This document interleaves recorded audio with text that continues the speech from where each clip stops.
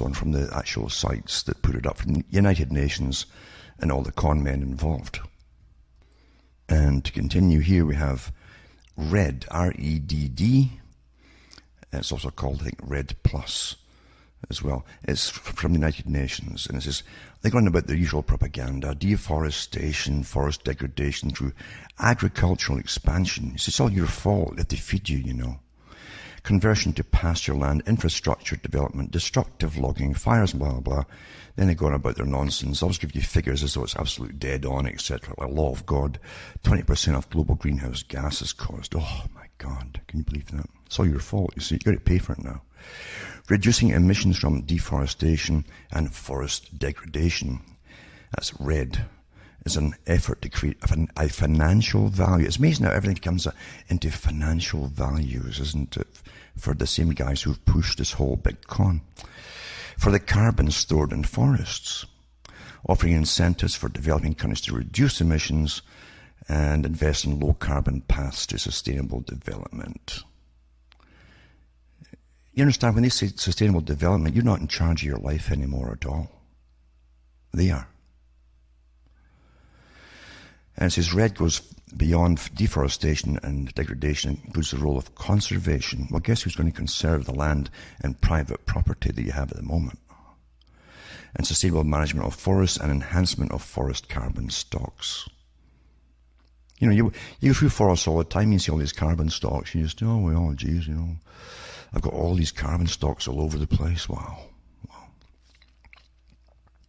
It's such a farce. But again, the world is run by farces. And the indoctrination they put into all this, and the years they put into this, and indoctrinating children at school and into the adults too, they get it all the time if they watch television. It works. It works. They can con you into believing anything. And unfortunately, folk do often believe in anything. And then there's one too, it says the carbon market's financial game, how emissions trading at Paris climate talks has set us up for failure. And that's from Global Research. The Paris Agreement has mostly been greeted with enthusiasm from all the guys involved, though it contains at least one obvious flaw. Few seem to have noticed that the main tool mooted for keeping us within the 2 degrees centigrade, that's the God part. They see they're playing God now. They can, like, we've got to stay within 2 degrees centigrade, you know. Global warming target is a massive expansion of carbon trading, including offsetting, which allows a market exchange of credits, carbon credits, between companies, that's the corporations, and nations to achieve an overall emissions reduction. That's despite plenty of evidence that markets haven't worked well enough or quickly enough to actually keep the planet safe, or if it even do anything at all, apart from make a massive profit for all the big characters involved in the big corporations. The debate over where to include carbon markets in the financial agreement came right to the wire. Some left-leaning Latin American countries such as Venezuela and Bolivia vehemently opposed any mention, while the EU, European Union, Brazil and New Zealand, amongst other countries, pushed hard for their inclusion with support from the World Bank, naturally, because that's owned by the same one group that owns IMF and everything else, and many business groups. And it says pre-approved for a carbon credit card. Play with words. What we have ended up with is some murky semantics. Although terms such as carbon trading, carbon pricing, carbon offsetting, and carbon markets don't appear anywhere in the text, the agreement is littered with references to a whole range of new and expanded market-based tools. And it's all a giant magic con. See, it's like the money situation at present, and the way it's always been, the way they manage money internationally and so on, and nationally, and making it out of nothing. And then getting you into debt out of nothing as well, because you've got nothing to do with it. But your nation's doing with the money they take off you in taxes and everything else. Now they're also going to, and the derivative markets. Now they've got another market, you see, carbon market.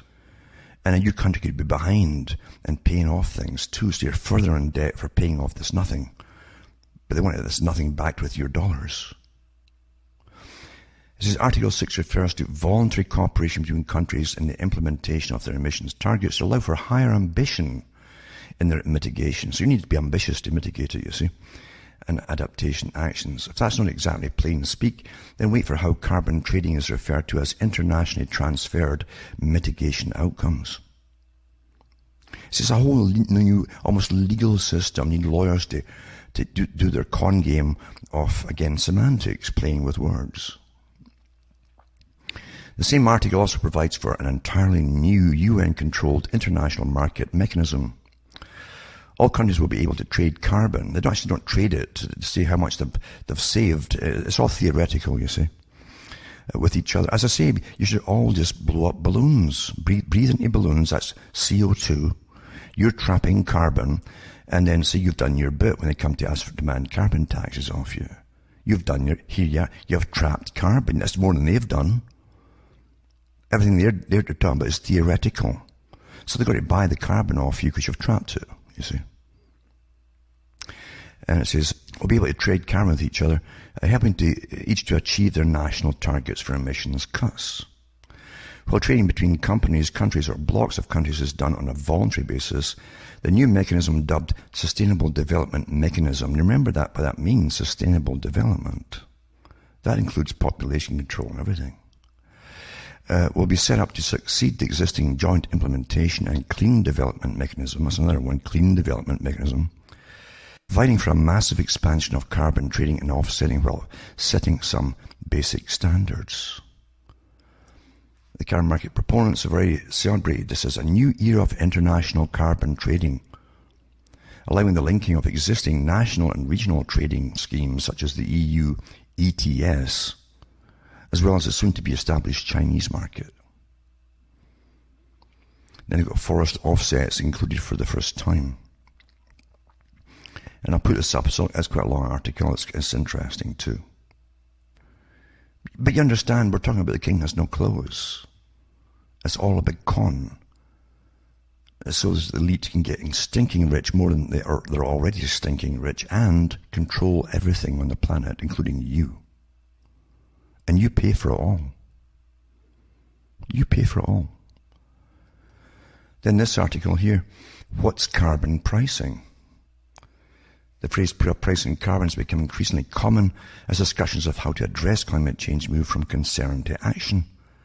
The World Bank Group, business groups, and investors have called on governments and corporations around the world to support carbon pricing, to bring down emissions and drive investment into cleaner options. It's all dirty money, you know, filthy lucre, eh? But they do like filthy lucre at the top. That's what they mean by being filthy rich. I say, so what does it mean to put a price on carbon, and why do many governments and business leaders support it? Because they're all involved in the big con. They'll get paid off by the big boys if they can get their countries involved. There are several paths governments can take to price carbon, all leading to the same result. They begin to capture what are known as the external costs of carbon emissions, costs that the public pays for in other ways, such as damage to crops and healthcare costs from heat waves and droughts, or to property from flooding and sea level rise. All cons, because you've got nothing to do with it. You really don't. And tie them to their sources through a price in carbon. You understand, this is the old con, pulled out the hat again, that the ancient priesthoods used to have of sun worship and moon worship.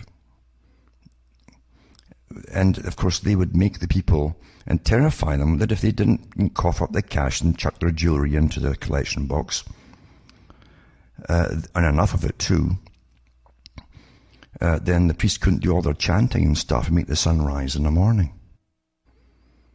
Or the moon rise, you see, at night. And it worked awfully well for thousands of years. Awfully rich, in fact. Awfully rich. It's the same con again. That these boys are going to, as they get stinking rich, you see, they're going to get, through their carbon trading and all the rest of it, and pricing it off of you, they're going to save you all, and keep the carbon down, you see. And if they do that, they can keep the planet from toasting you to death. Same old con again, you see. Only this time they use scientific babble, absolute babble, to terrify you.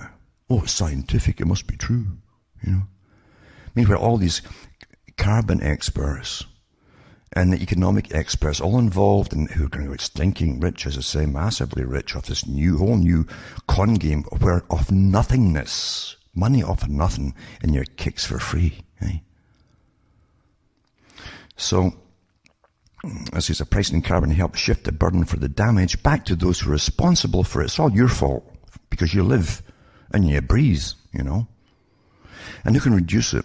Instead of dictating who should reduce emissions, where and how, a carbon price gives an economic signal, and polluters decide for themselves whether to discontinue their polluting activity, reduce emissions, or continue polluting and pay for it. You see? In this way, the overall environmental goal is achieved in the most flexible and least cost way to society. Now, who's going to decide how much carbon has been emitted in your country? You're going to have carbon officially tested, and you imagine the cons involved in setting those meters off, into what they want them to read. But can you imagine if them all over the country, and everyone got them in their house and everything, from personal taxes to national taxes, state taxes, provincial taxes, all the rest of it. It's impossible. So the guess, you see. The guess, yeah.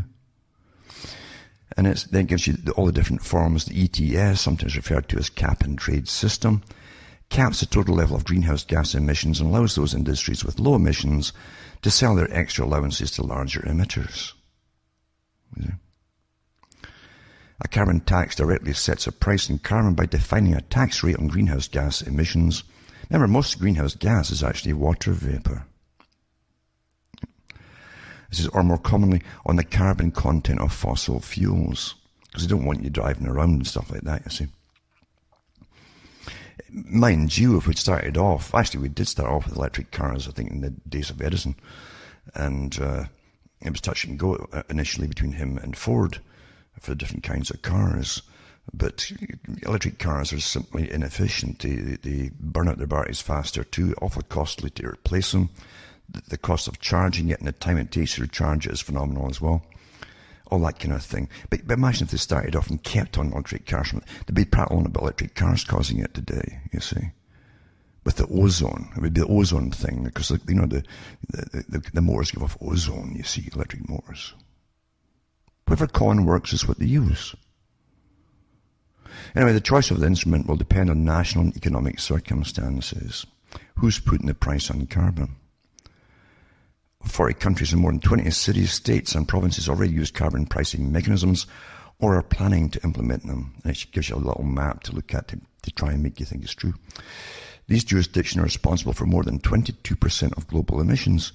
Others are developing and considering systems that will put a price on carbon in the future. Altogether, these actions will encompass almost half of global CO2 emissions. And then it gives you a few examples of pilot trading emissions. And so on. And again, they can bypass your nations. They've been doing that for years through United Nations. Think global, act local, and you get different states and cities that have been at it. I've read over that in the past, all the ones involved and who set it up, etc. And then this article here. Post-Gore, that's Al Gore, and the coming carbon climb down. And it says it's perhaps the greatest speculative bubble since Holland's tulip mania. At the peak of tulip mania, circa 1637, a single tulip bulb sold for more than 3,000 Dutch guilders. That's 10 times the annual income of a skilled craftsman in those days. It was great while it lasted, but reality eventually caught up with the creative opportunists. Man-made global warming, or as it likes to be referred to these days as climate change, had a grand plan in its heyday. The mythology was underpinned by a new economic model, one which hoped to monetize CO2 emissions, or more accurately, the absence of CO2. And this article I'll keep reading it too, but this article is quite interesting when you go through it. And it goes on about this. It says, think of Al Gore and his associates like David Blood. That is one of his associates. Blood and Gore, you know. It's a pretty different have a guy called Guts here as well. Guts, Blood and Gore, eh? Because they end up making a killing. As Bernie Madoff of the environmental movement, they created a market which has been disintegrating from day one, including a total collapse of the Chicago Climate Exchange, but not before the principal players cashed in their shares and abandoned that ship, I guess it's meant to be. It's an epic story of modern high-day priests and soothsayers, political hubris and pseudoscientific largesse on a scale never before seen in history. From Al Gore and his investor fund partner David Blood, their current thrust is more like dancing in the dark than out-of-the-box thinking due to warmists and peakists, now having to fight on several fronts at the same time. Writing in Wall Street Journal and similar outlets several times in 2013, they soldiered forward with the claim that fossil carbon assets are headed for a bust, and green energy can only soar. Along with Britain's Lord Stern, the former World Bank chief, economist and author of the Stern Report on Fighting Global Warming, all the con men are in on it, of course. They say all fossil fuels are so dangerous for the world's climate they must be completely phased out by 2015 or before. It says Gore and Blood, however, know well through operating a climate energy hedge fund, and they're a hedge fund scheme, you see, Generation Investment Management, that the carbon finance business, especially emissions credits and related financial assets, has already suffered a bust. The world's only mandatory credits trading scheme in Europe is struggling to keep itself afloat. The reasons why Europe's ETS is now on political life support and may be scrapped include massive overissue of credits, these carbon credits, by European governments and the European central authorities, outright fraud, and the reissue of already used credits, because these are the con men deal with cash. Now they're into this new con. It's made for them, you see. Uncertainty concerning the future value of credits and other factors such as the intrinsic worthlessness of hot air credits. But, you know, that's all a con. And when they introduce these credits into your countries, your government uses your tax money and gives them as gifts as free carbon credits to start off the trading for the big corporations to use. Give it millions to each one. Beautiful, isn't it? You pay for everything. Even to be conned, you pay. You know. And it says, ETs and bad bets.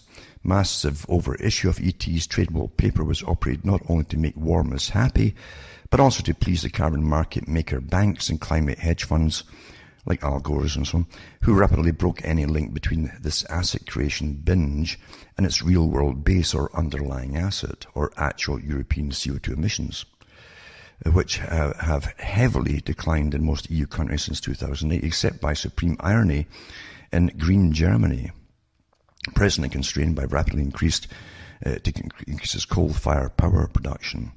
European emissions have shrunk due to economic recession, outplacement of energy-intensive industries, energy saving, and the development of so-called green non-fossil energy. And this goes on to about the con of all, and the banksters again, and the brokers involved in all of this too. They also touch on the past cons that the same kind of characters played with, like peak oil back in the 70s, which never happened at all. It was a big con. Now you got lots of it all over the place. And so on and so on. But they were run by cons. I mean, money itself is a con. It's never stable from one day to the next, never mind from one generation to the next or anything like that.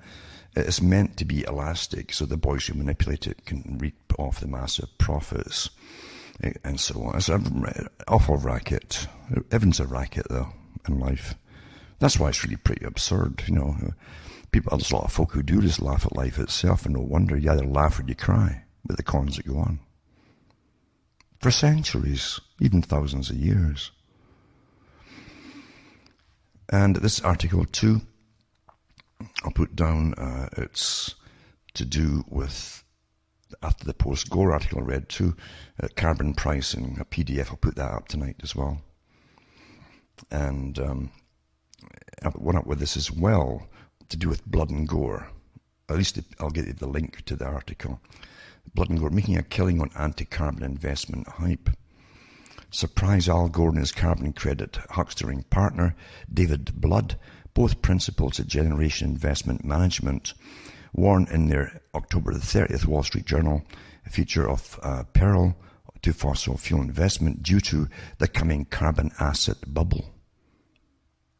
They argue that such unwise, increasingly reckless investment strategies pose three broad risks which will cause carbon assets to become stranded and lose economic value through direct government carbon regulation, as a result of their market share losses to already competitive renewable technologies and due to socio-political pressures causing carbon-intensive businesses to lose their license to operate.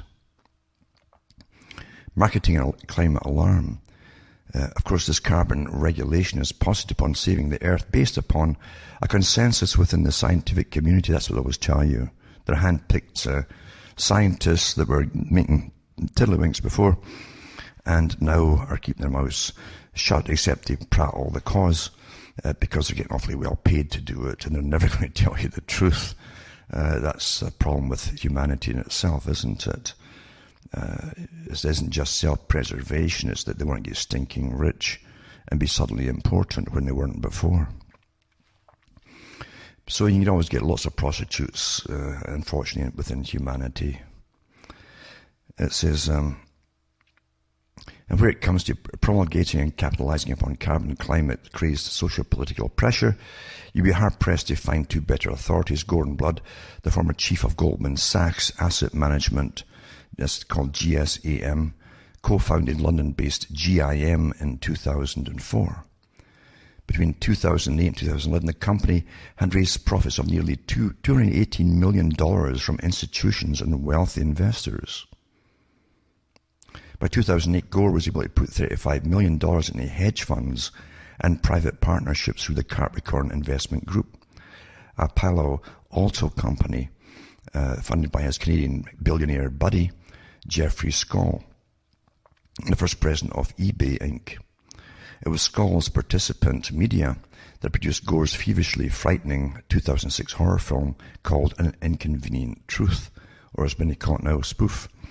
In 2007, following an investigation of the movie, Sir Michael Burton, a judge in London's High Court, ruled that it can be shown in secondary schools only if accompanied by guidance notes from teachers to balance Mr. Gore's one-sided views. Judge Barton pointed out that his apocalyptic vision was politically partisan and not an impartial analysis.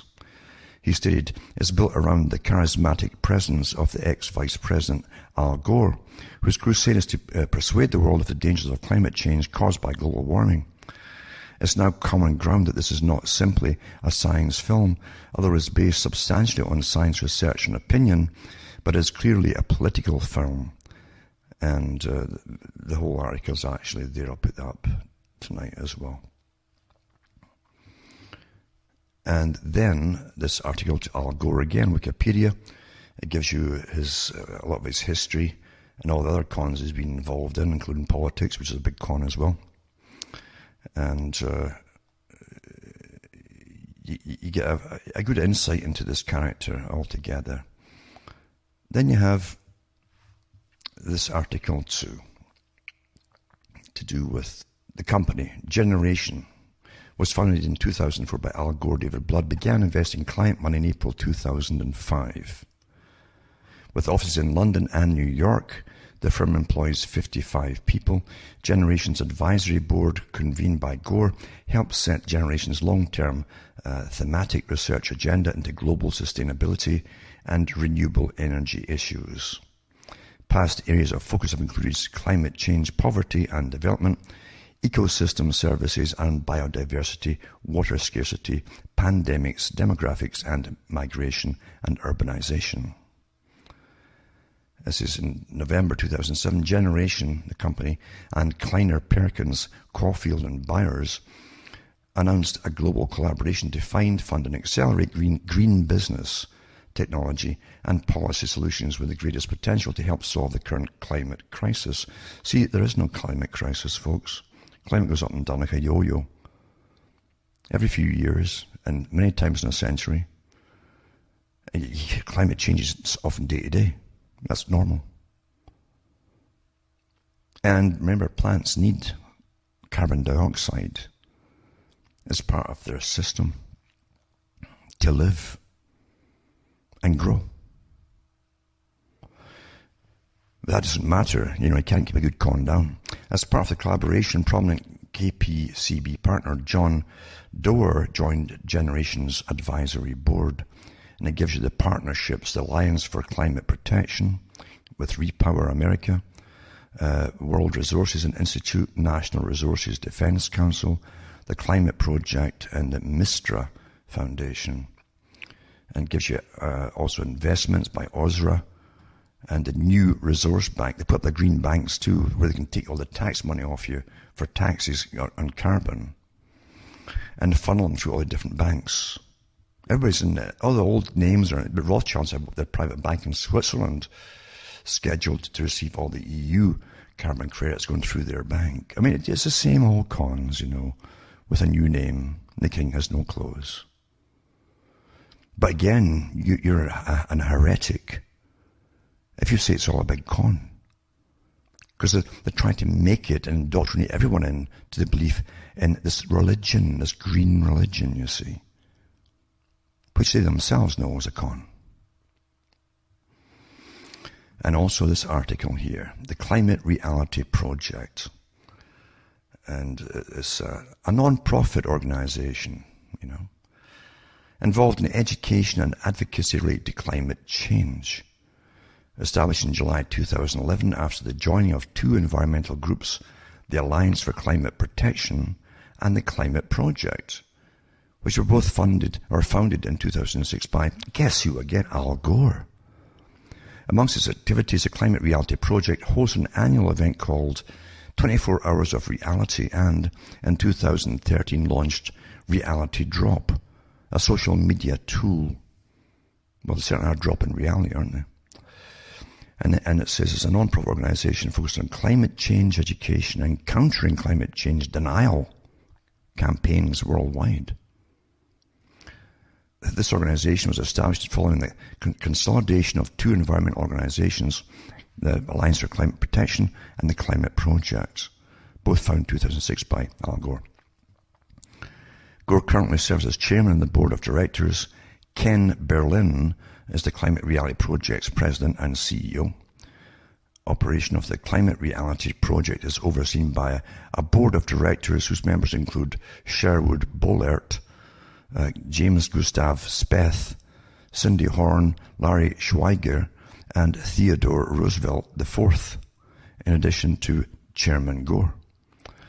Since its establishment, the Climate Reality Project has trained over 7,800 individuals representing 126 countries as volunteer climate leaders for the project. As of 2015, the organization operated 10 branches worldwide and is active in over 30 countries. No, he's not making it all happen through getting this thing. He's doing work to make sure everyone's conned into it too, Never start a premature revolution. Lay the groundwork. Get it all ready before you do, you see. Climate Change Reality maintains a list of top green countries on this website, which curiously includes high carbon emitting Germany and Austria, but excludes France, Lithuania, and the Ukraine with much lower carbon emissions. The Alliance for Carbon Protection was founded in 2006 by Al Gore to encourage civic action against climate change. All the NGOs that are big foundations, they're armies that are paid by the big foundations, you see. The organization was founded in Palo Alto, California, where else? And later moved to Menlo Park, California, before going to Washington, D.C. in 2009. Originally established as a 501c3, that's basically tax-free organization. The organization later included an affiliated 501c4, the Climate Protection Action Fund, which developed advocacy campaigns focused on climate change solutions. In other words, propaganda campaigns through grassroots organizing and lobbying. They're paid NGO armies, you see. The organization was partially funded by proceeds donated from Gore's documentary, The Inconvenient Spoof, as well as profits from the book of the same name. Gore also donated his salary from his work for the venture capital firm Kleiner Perkins Caulfield and Byers and prize money from his 2007 Nobel Peace Prize for a total of more than $2.7 million. The distributor of The Inconvenient Truth, Paramount Classics, also donated 5% of the film's box office earnings to the Lions. It was also funded by profits from Live Earth concerts in 2007. They got everybody on board, you see. The Lions encouraged federal policies that limited greenhouse gas emissions and supported low-carbon power sources. Former campaigns from the Lions include the bipartisan We campaign, launched 2008, which included an advertisement called We Can Solve It, featuring Nancy Pelosi and Newt Gingrich jointly calling for a response to climate change. And it was created to prompt public action against climate change on a national and international level. They also got the Girl Scouts of America involved in it, United Steelworkers of America, and National Audubon Society. The same year, the Lions launched the Repower America campaign to support Gore's directive to shift American homes to 100% clean energy within 10 years. Anyway, this goes on and on and on with all the cons, National Wildlife Federation involved, the conservations, all the usual suspects, you know. But it's a good article, and there's a lot in it too, with the project, the recent history, activities, and so on and so on. It's quite something. And also to the Climate Reality Leadership Corps. Yeah, a leadership corps. That's 6,000 grassroots climate reality leaders. Maybe they're the lesser priests, the high priests, you know, not quite the high priests, but the lesser priests, the grassroots ones, climate reality leaders. Yeah. And they give training events. So it's quite something. Don't you get fed up with all these cons your whole life long? Don't you get so fed up with it all? And then we have the Natural Resources Defense Council, the New York City-based non-profit, all non-profit, owned by the big corporations, the big foundations, you see. A non-profit international environmental advocacy group with offices in Washington, D.C., San Francisco, Los Angeles, Chicago, and Beijing. Founded in 1970, the NRDC today has 1.4 million members and online activities nationwide, and a staff of more than 400 lawyers, scientists, and other policy experts. Now, the big, I call them corporations, they'll call themselves non-governmental organizations and foundations and so on, non-profit, you understand. The Natural Resources Defense Council is a New York City-based non-profit international environmental advocacy group. It's a well-paid propaganda institution, that's what it means. With offices in Washington, D.C., San Francisco, Los Angeles, Chicago, and Beijing. 1.4 million members, they claim, in online activities nationwide, and staff of more than 400 lawyers, scientists, and policy experts. It was founded in 1970 by John Adams, Richard Ayers, John Bryson, Edward Strobin, and Gus Speth. Together with a board of scientists and attorneys, the NRDC is at the forefront of the environmental movement. The organization states that it seeks sustainable policies from federal, state, and local government and industrial corporations. It seeks to influence federal and state environmental and other agencies, the Congress and state legislatures, and the courts to reduce global warming. limit pollution, and generally conserve energy. Well, government does conserve energy. They don't do much. Just sit around there and eat a lot. And increase sustainability of commerce and manufacturing. NRDC participates in litigation in federal and state courts to influence implementation and enforcement of the Clean Air Act, Clean Water Act, and other federal and state laws protecting the environment. Also supports an environmental science program that involves NRDC staff, their own staff, you see, and associated scientists, including a program seeking transformation of manufacturing industries to more sustainable production. In addition, the organization states that it educates the public. In other words, they're a public relations propaganda organization.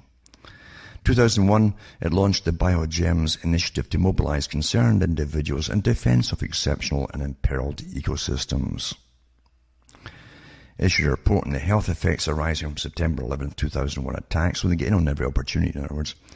NRDC became involved with community activists in New Orleans following Hurricane Katrina. And it has published a number of studies on nuclear weapon stockpiles around the world, both as monographs and as individual studies in the Bulletin of Atomic Scientists. December 2006, Green Day and NRDC jointly launched a website to raise awareness of the US's petroleum dependence. There are reports of the NRDC's receiving funding from groups with ties to Russia's state-owned oil company. Well, they have them from all countries, I'm sure. And it gives you the programs. The Climate and Clean Air Program focuses on clean air, global warming, transportation. I'll tell you who's behind all that too. It's the big corporations to do with electric cars. Understand that they Elon and Gordon and all the rest of them are involved in the same big project, you see. And it says the health program works on issues involving drinking water and so on. The international program works worldwide on rainforests, biodiversity, habitat preservation, oceans, marine life, nuclear weapons, and global warming. The land program works on issues related to national forest parks and other public lands and private forest lands. Private forest lands. You understand with COP21, when it really gets into the full swing and expands itself, you won't get private property. You won't be allowed to get it. Except for the big boys, you'll have it. Under a trust fund, you see. So technically it's not really private, so the trust owns it. And they have their big mansions, which they already do, of course. And they want to reduce the consumption of wood products. The nuclear program and the urban program focuses on environmental issues in urban centres and surrounding areas. Anti-garbage, recycling, transportation, sprawl. Sprawl, that's you, urban sprawl. That's you spreading out, you know. They want you all crammed together. They want you crammed together, not themselves. The Water and Oceans Program works on issues related to the nation's water quality, fish populations, wetlands, etc., etc., etc. And it's got a Latino Outreach Program, and so on and so on. It goes on and on. It gives you the directors as well, who they are, and so on. Ria Su is the current president. Peter Lehner is the executive director. President Francis Binek was appointed by President Barack Obama to the National Commission on the BP Deepwater Horizon oil spill and offshore drilling in the wake of the Deepwater Horizon oil spill. So really, they want to be the high priest of everything you need, actually. They're into global warming, the world's oceans, that includes the fish and everything else, endangered wildlife and wild places, protecting public health by preventing pollution. You understand, when you take it, you've got to understand they hit upon this whole idea of global warming and so on to get a very old agenda through of total control of the populations of the planet from birth to death, including population reduction, because when you have children, you see, those children then need physical items to live, clothing and food and everything else. And that's what they're talking about. Each one is a carbon energy unit that consumes. So they hit upon this idea of we've got to tax you on the grave for global warming and so on, to save you.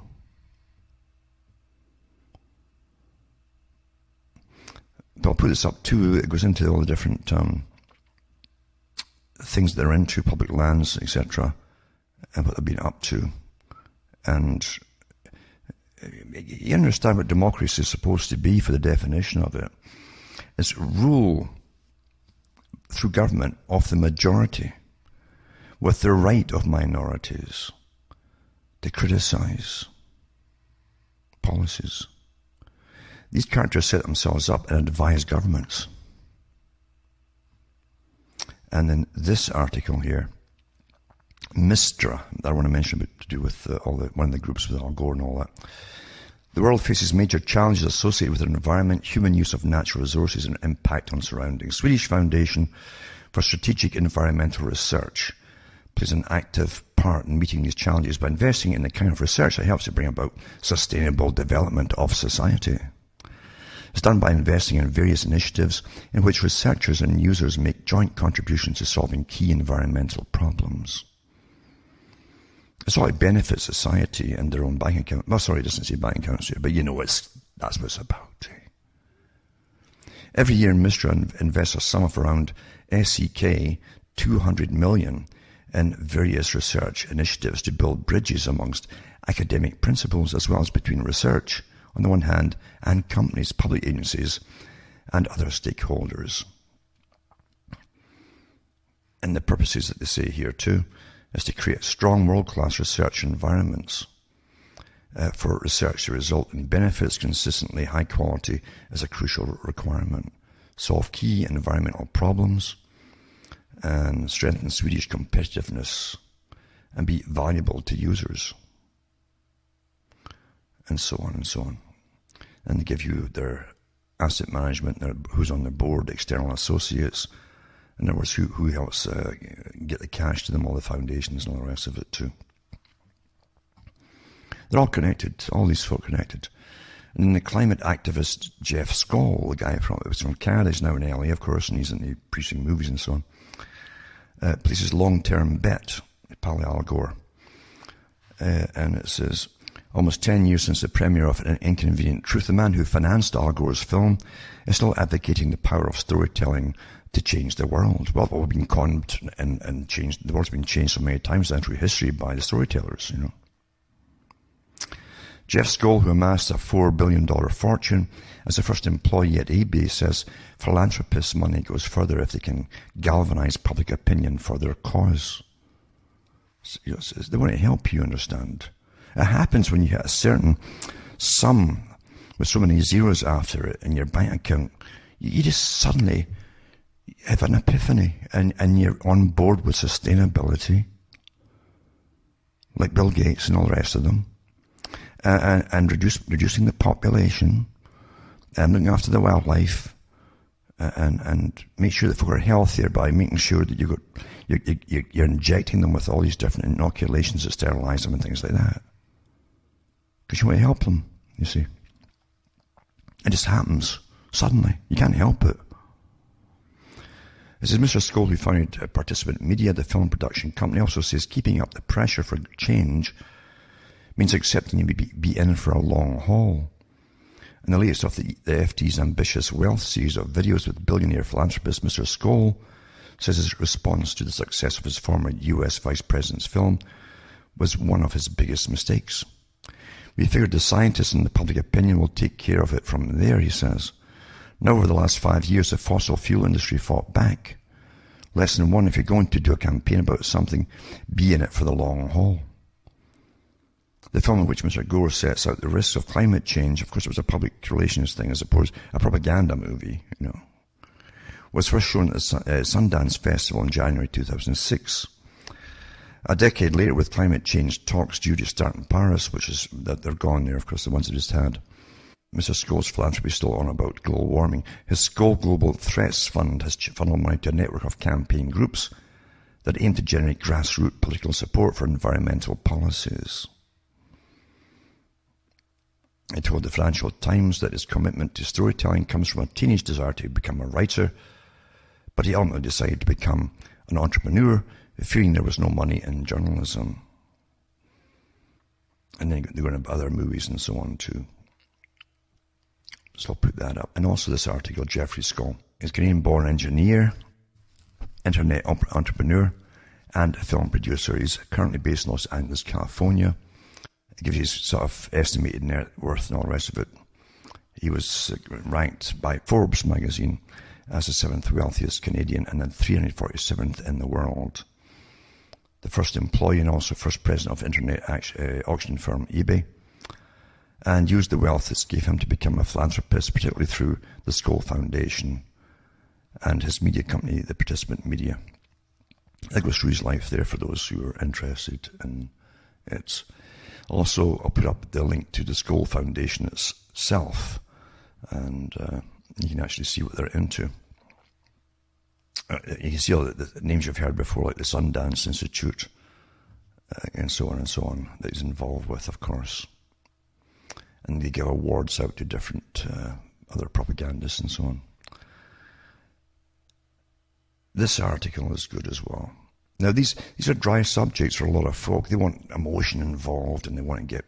They can't listen to a kind of lecture anymore. They can't keep their mind on the same topic for very long. They want entertainment. They want to be entertained. It's kind of like education with entertainment there and comedy. They can't really focus on the one topic. They want to jump all over the place. And that's how they watch everything. It's like the old days of when they brought first out the remote TV channel changers, and eventually, before you know it, the whole world was just flip. You know, they couldn't concentrate more than 5 seconds on anything, and it's getting worse and worse and worse. And now you have to have almost just entertainment. They can't just handle bare truth anymore and bare facts anymore.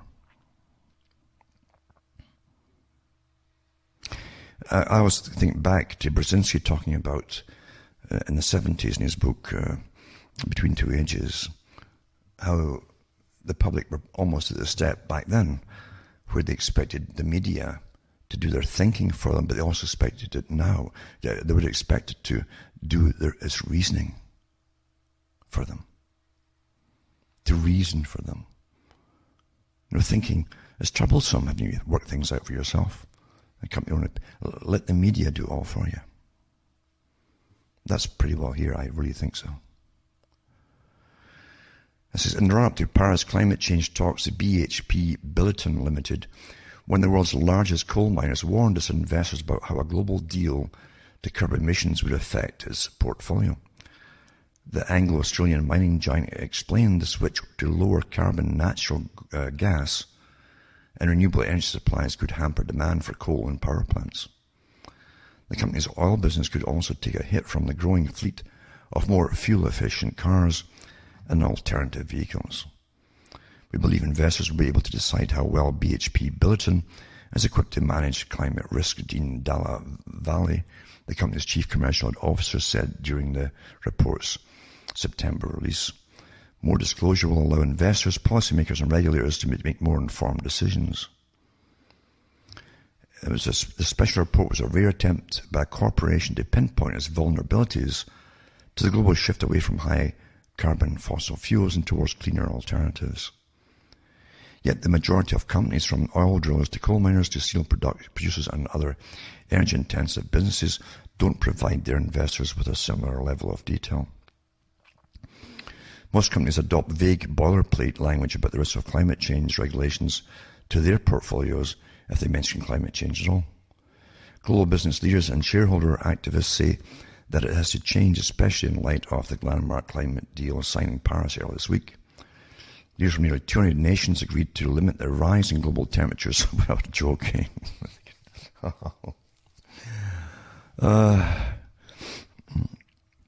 Back in the 60s, the same groups to get Agenda 3 were going to hit on global cooling at the time, coming ice age. And they had all their documentaries out that, it's coming, and they're going to have to increase the heat to keep us all alive. You know. You can't keep a good con man down, can you? You just can't do it. You just can't do it. Out of every disaster they see, look for an opportunity for the next con, you see. It's quite amazing. how psychopaths work. The bottom line is, you're run by con men, and you always have been.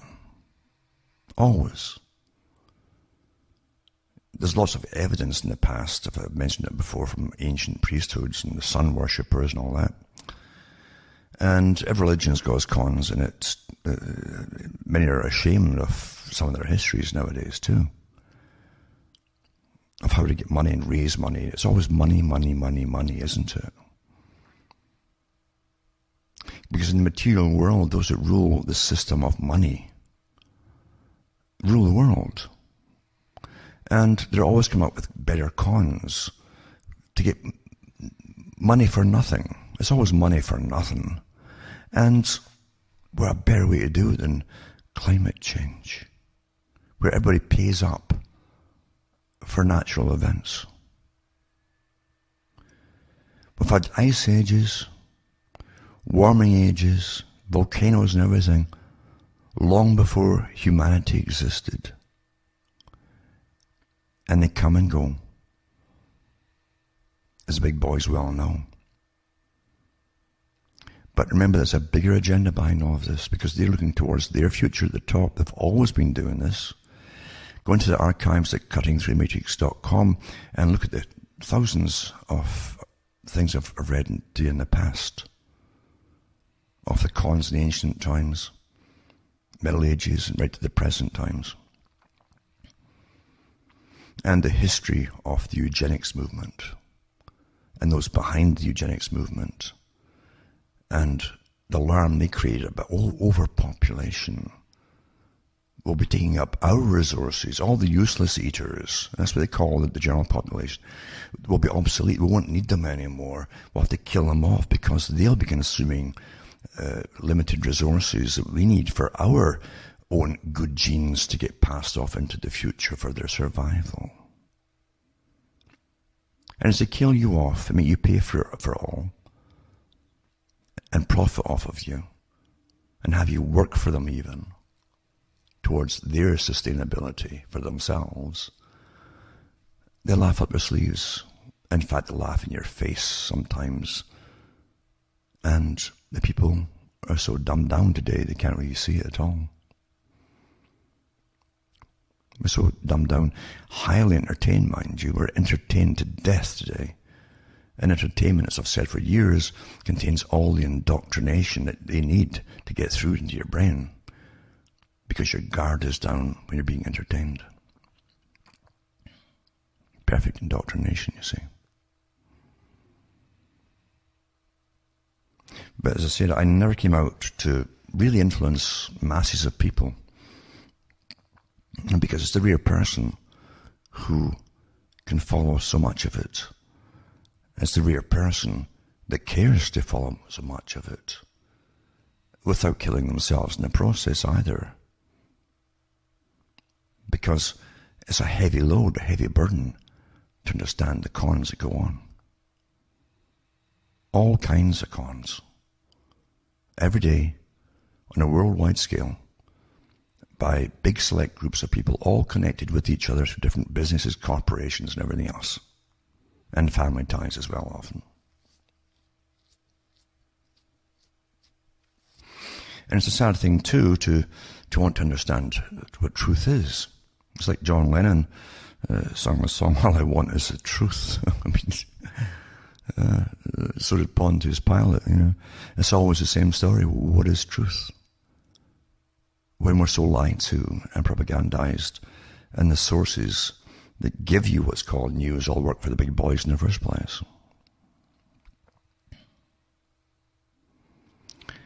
Francis Bacon, too, wrote for royalty, almost like a resume in a sense, very much like Machiavelli, stating to the king, you know, it's best that the public really never know the real motives of government behind some part of the government's agenda. Because they couldn't handle the truth. In other words, the people would say, "No, I'm not going to go along with that." So rather than that, just lie to you. Give the people a good cause, a good reason, a good lie. to pay up for what this or pay up for that or where it happens to be. And it's much easier that they go along with, oh, well, that sounds reasonable. It's like taxes. Bacon also says, if you suddenly increased everything by £1, the British pound, the monetary value, there'd be an outrage, there'd be riots and civil unrest. So don't do that. Just increase a penny here and a penny there on different items. You'll get your pound even more than £1, and they'll hardly even grumble. They've always known how to manage the general population, but now they're in for the kill, literally. And they mean it, and they mean business. And they will enforce their tyranny. They'll enforce it through all of this sustainability, etc., etc. From Hamish myself from Ontario, Canada, it's good night. May your God or your gods go with you.